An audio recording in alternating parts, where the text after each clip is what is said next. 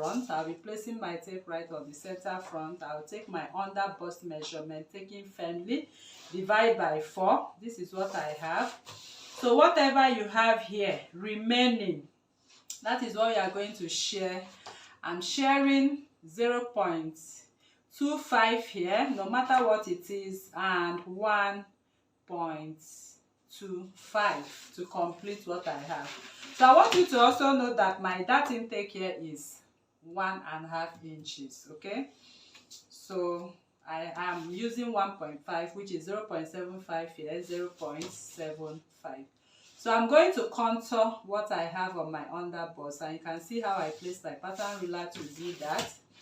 I flip my ruler like this to contour, and later on I'll bring it back this way and bring it back that way as well. So everything I have right here, I'm going to cut them off accordingly. Alright, so we are actually done with this dress. So the little thing I want to add to this pattern, I want to add the extension we have on the shoulder line. So if you notice, on the shoulder line we have a little extension, and that extension is by 1 inch. So I'm using 1 inch to extend that shoulder before the shoulder pad. There is actually a shoulder pad right there, but to have the shoulder pad you need a little extension of the shoulder, which I just did now, and I want to reconnect from that 1 inch back into the armhole.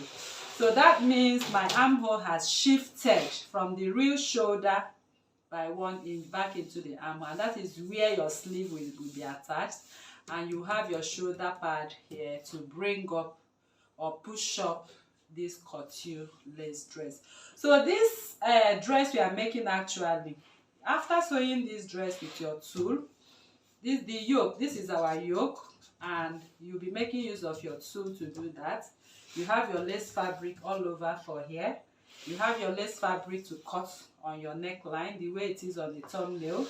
You'll be using your laces to embellish. Okay, so you embellish with the shoulder pad in here. Everything is being embellished. That is, if you want to go by what you have on the thumbnail, you actually need to embellish. So we are done with what we have on the front bodies. I'll jump into the back bodies right now. So this is my back bodies, and we want to talk about how we'll be making these particular back bodies. So for us to make this particular back bodies, you also notice that we are still working with this neckline. Remember, it's a high neckline. And then we have a lacing. So for this particular lacing, you can notice I did not contour. There wouldn't be any need to contour because we have a lacing. So the lacing I have right there, I want to make use of 3 inches for all lacings, or let me say 4 inches. Okay, let me use 4 inches, meaning that from the center front I'm going to cut in by 2 inches, and from here 2 inches. Okay, so that will serve as the point at which my eyelets and lacings is going to be placed. So I have my eyelets at this point. You have your lacing. So once the dress is done, your laces, you know how you do that. Okay, so you have your lacings go round there.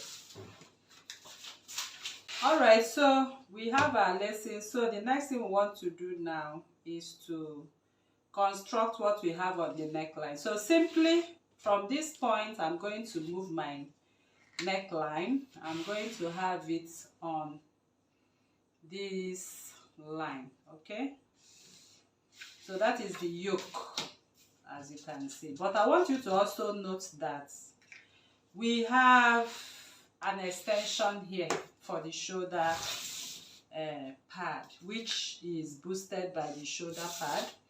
So I'm making use of 1 inch extension line. So this is 1 inch extension line.